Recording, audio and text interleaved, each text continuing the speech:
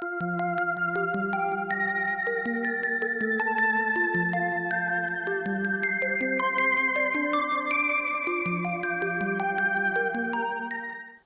everyone, welcome back to REACT by PECC.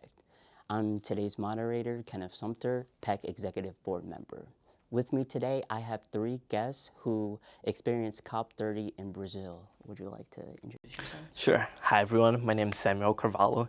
I'm the Graduate Fellow here at PACE Energy and Climate Center, and thanks for having me. Hi everyone, my name is Vithanage. I am the Executive Director of the PACE Environmental Law Program, and I'm also a professor here at the Elizabeth Haub School at PACE University. And I'm Mike Hamersky, the Executive Director of PECC. So Sam, COP occurred in your hometown. How did that make you feel having such a global event occur right in your backyard? Well, that's a great question. Well, I was born and raised there, so for the previous, I think, 2 years, we've been hearing all over the city, like, oh, COP is happening, what we're gonna do, and a lot of people were skeptical about if the government would be able to make all the change necessary to get this huge event in our city. But fortunately, we were able to get everything ready by then, and it just honestly left a positive legacy to the city. We have new public space, we have renewed historical and cultural attractions, new infrastructure. So Belém before COP and Belém after COP are like two different cities. And the people loved it, I gotta be honest. During COP30, everybody wanted to go to the green zone, which is the zone open to the public. You have the blue and the green zone.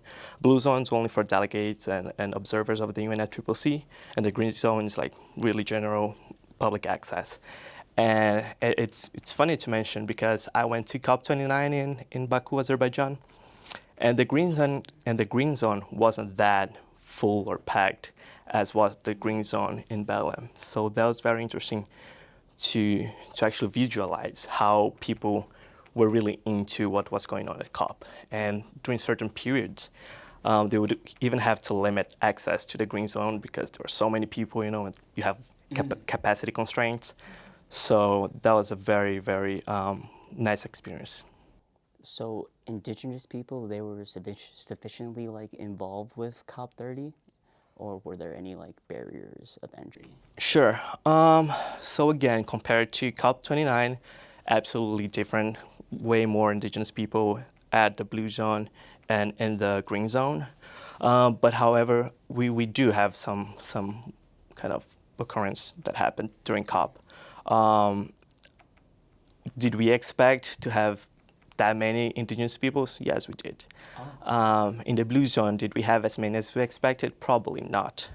So that's what gave rise to some protests in Belém, because most indigenous people, they would only have access to the green zone and not to the blue zone, where actually negotiations were happening. And they got very frustrated about it because justly, many people talk at COP about indigenous people and how they should be engaged in the discussions, negotiations. However, you wouldn't see them there. I mean, at least not in the events and panels I've been to.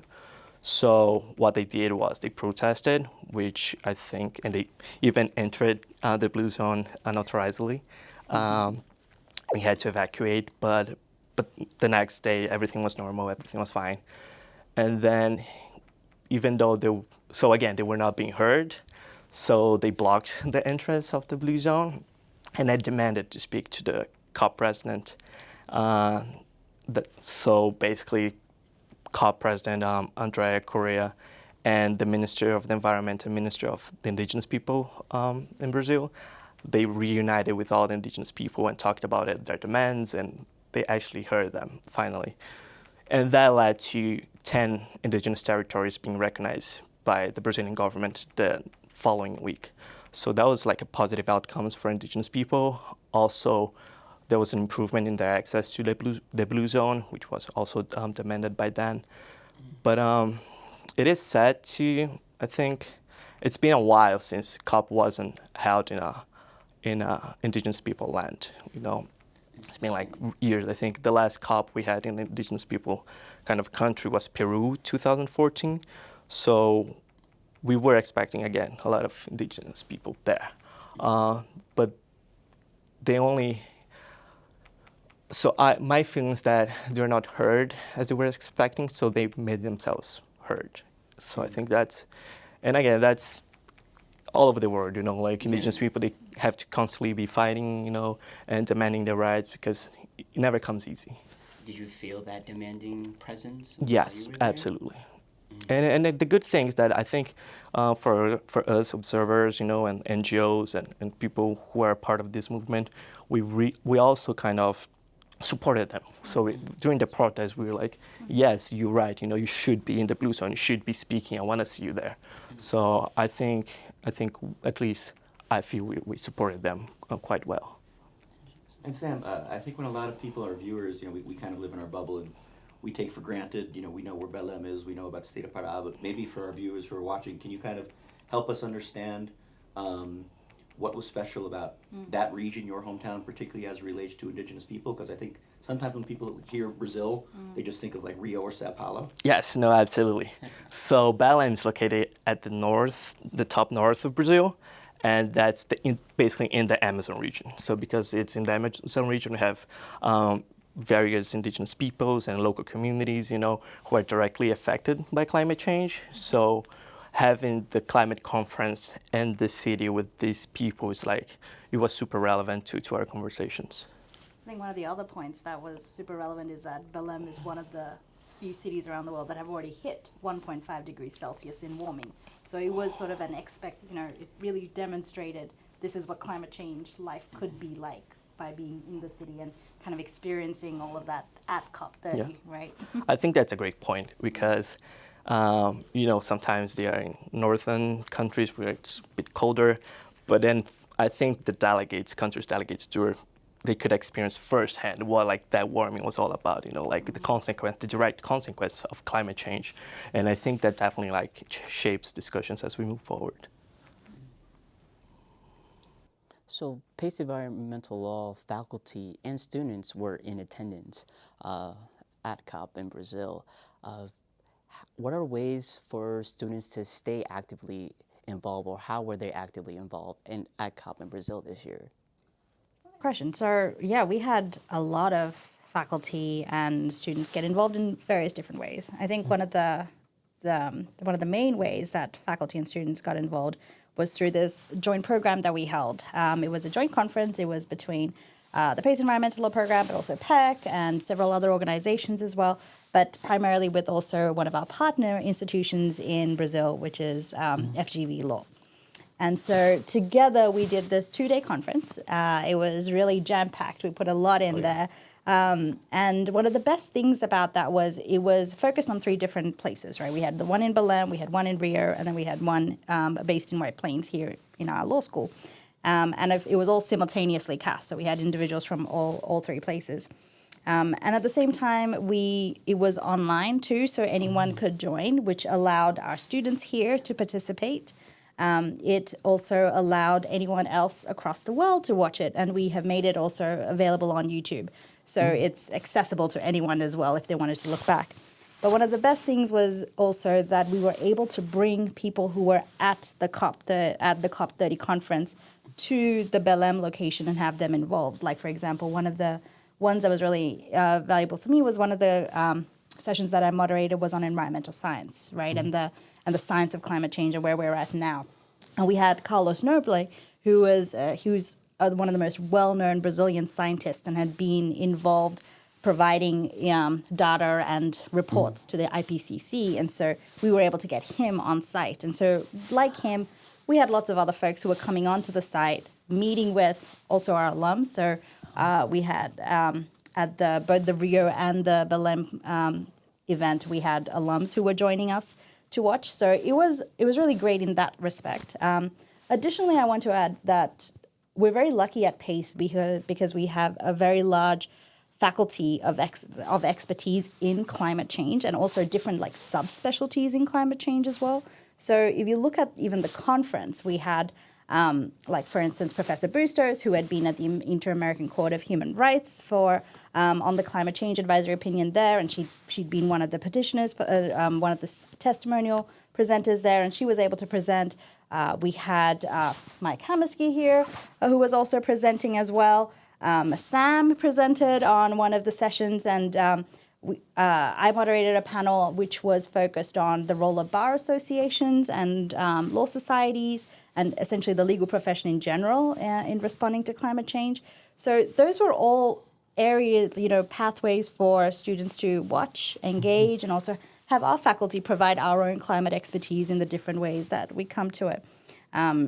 We had so many. We had Nick Robinson, Dick Ottinger, Katrina Fisher-Q, just a really large number of faculty and students involved. And going behind the curtain a little bit, it was very important for us in the planning process to ensure that youth voices were heard. So we ensured that every single panel had a youth commentator.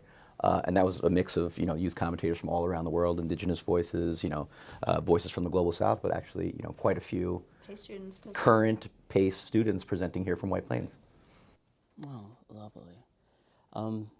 So aligning with what you learned at COP30, how is PECC aligning their objectives in phasing out fossil fuels? Sure. So I think it's pretty well known that the official progress at COP30 towards phasing out fossil fuels was kind of a bust. It was a disappointment, right? Just the nature of the UNFCCC framework requires unanimity, so that basically gives every country in the world a veto. That used to be the United States when we actually participated in this stuff, but now countries like Saudi Arabia and Russia sort of very actively stymie process towards real phase out of fossil fuel. That said, at the conference there were a couple of sort of events that occurred that are promising. The about 25 countries, which is not nearly enough, entered into an official document. I think it's called the BELEM transition away from fossil fuels, to signal that although there isn't a consensus, certainly a unanimous consensus, that some countries are committed to doing that.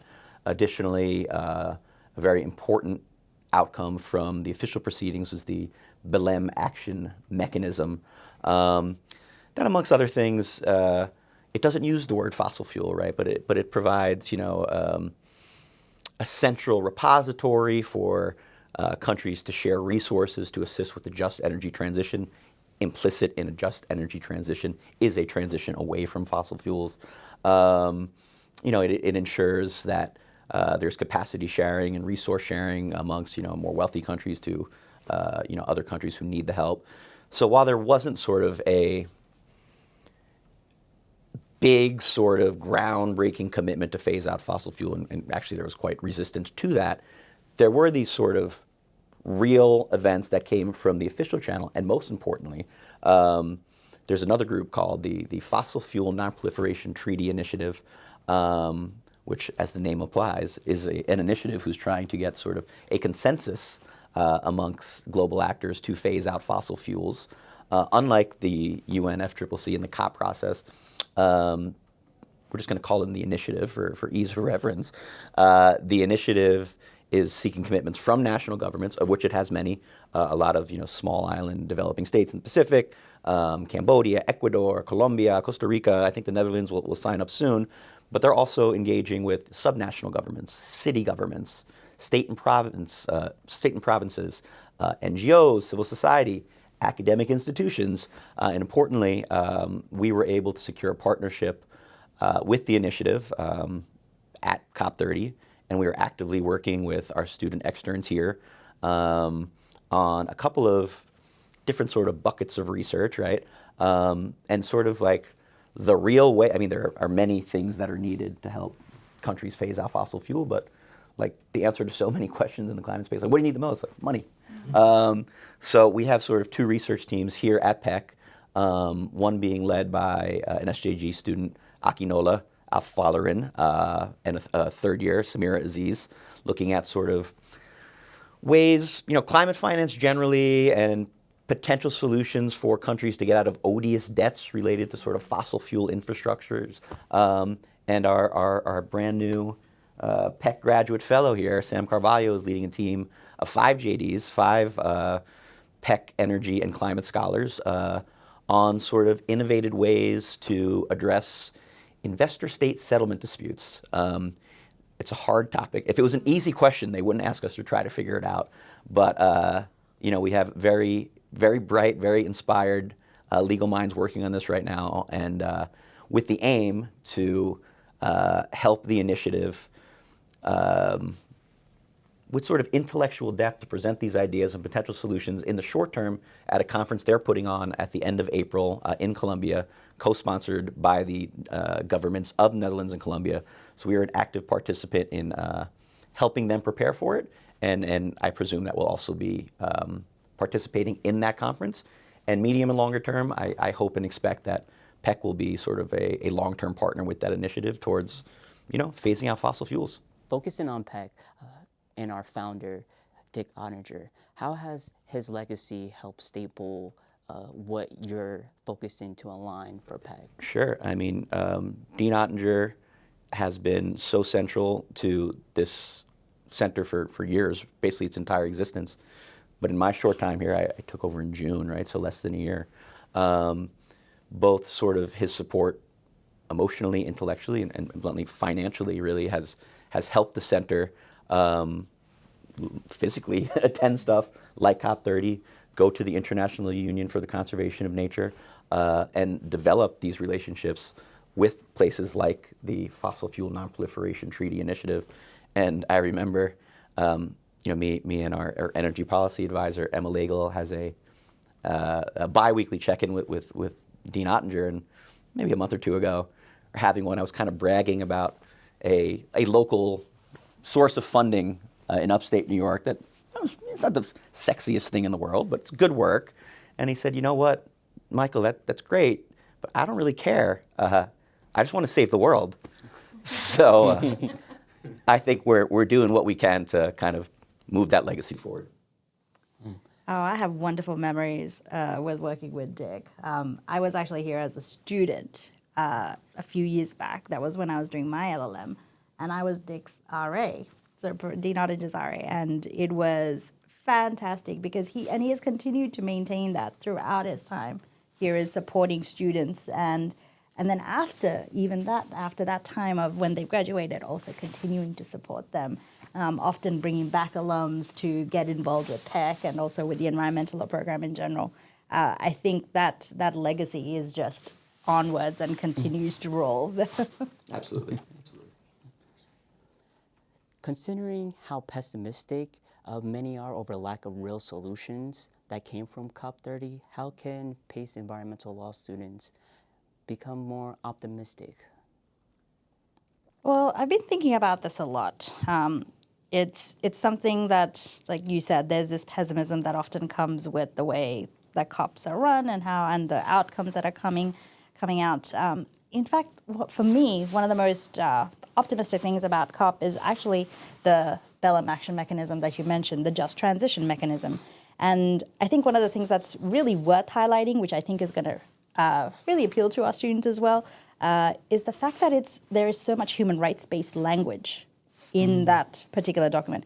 It's the first document in anything related to the UN Framework Convention on Climate Change and COP decisions that has had this much human rights-based language in it.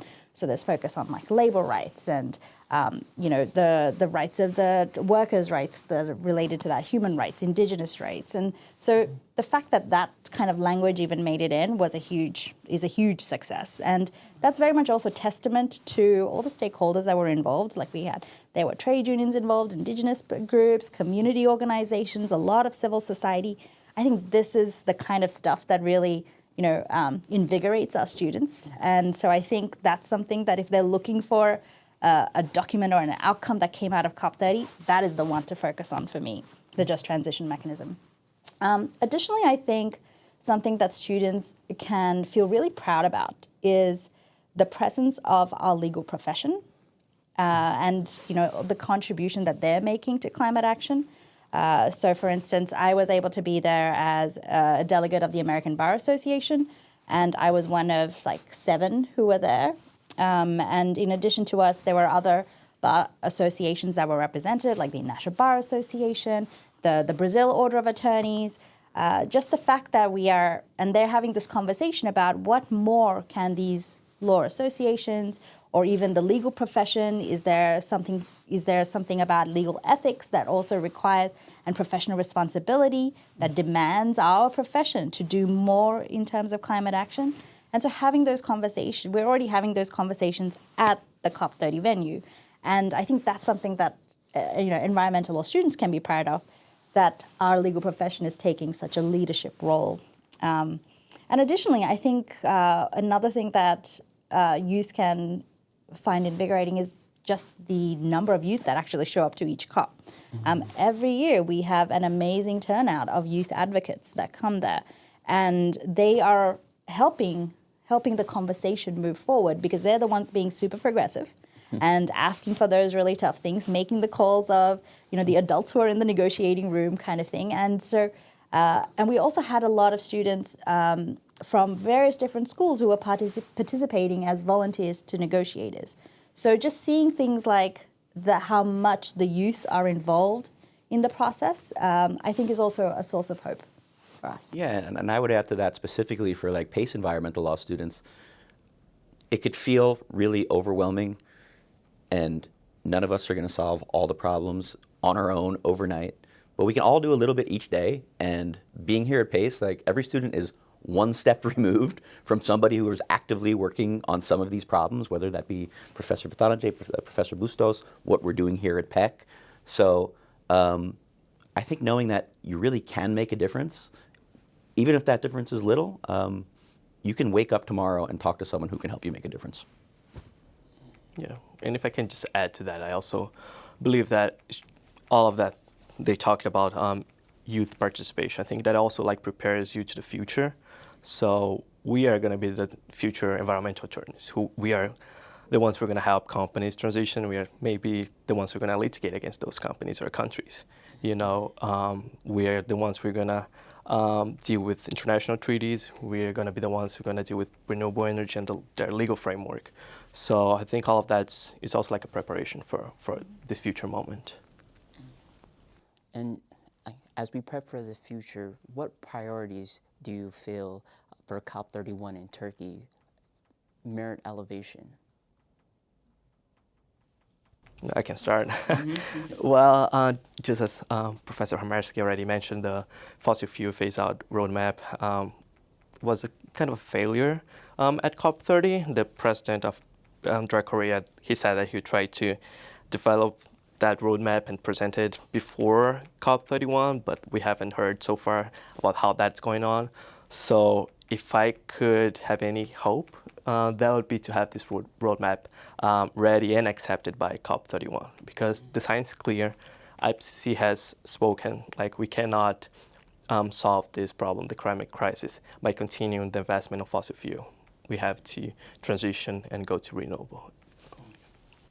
Well, one thing I'm looking forward to at COP31 is this really interesting dual presidency that we have. So we have Turkey hosting it and kind of running the logistics and hosting the event itself. But then we have Australia, which is my home country, actually hosting the actual negotiations piece of it. And so because Australia is coming from a place where they are very close and work very closely with small island developing states, the ones who are right on the front line when it comes to climate change and climate vulnerable populations. So I'm really excited to see how that's going to turn out, especially this year. They've got this pre-COP that's going to be held in one of the small island developing states in the Pacific. So the details are yet to be fleshed out at this point, but that's something that I'm anticipating to see. Right at the forefront is climate vulnerability, and also how do we respond to that and, look after those communities. And I'm expecting a real focus on the loss and damage fund at that point. The other thing for me I would like to see is we still don't have enough NDCs, like the next round of NDCs. And for those who aren't aware, nationally determined contributions is what NDCs are. And this is basically a framework that was created by the Paris Agreement that allows countries to put forward what's going to be basically their goal for reaching the climate goal, right? The 1.5 degrees Celsius, 2 degrees or 1.5 degrees Celsius. And so every country has to put forward NDCs, nationally determined contributions, that will get better and better each time that they put it forward. And so now we're at the third round of it, right? We had the interim, we had the first, and now we're coming into that next round. And there should be more. We should be having more already on the agenda, and we still haven't gotten enough yet. And so I'm hoping to see by COP31 really ambitious NDCs being put forward by countries also being affected by things like that move towards a fossil fuel roadmap, and hopefully with the initiative kind of pressing on countries as well to do more. Hopefully we'll see some really ambitious NDCs coming out in advance. Man, I wish I wasn't going third since they took all my answers. But in all seriousness,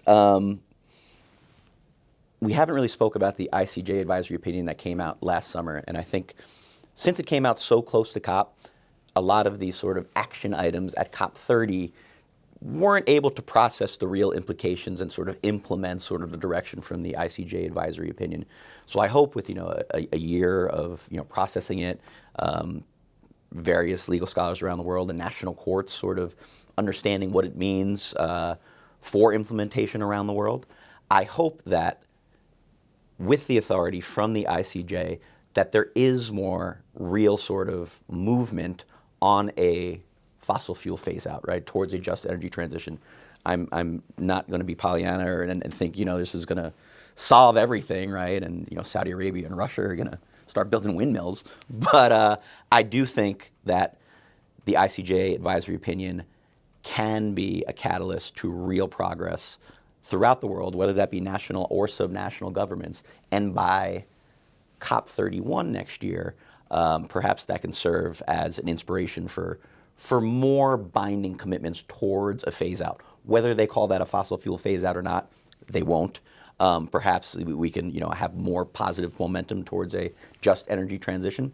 And additionally, we saw in Belém where local issues like recognition of the 10 indigenous states that Sam brought up and highlighting some of the issues with oil drilling, just outside the Amazon. Those issues get elevated because, they're front of mind. It's a local issue. And as Professor Vithanage pointed out, this unique dual presidency role will serve the purpose of elevating, the specific issues that the Pacific Island states are dealing with, and perhaps that will actually, lead to the kind of climate financing and financial support and resource sharing that is necessary to help those states sort of deal with their climate adaptation as they're really, on the front lines of the climate crisis.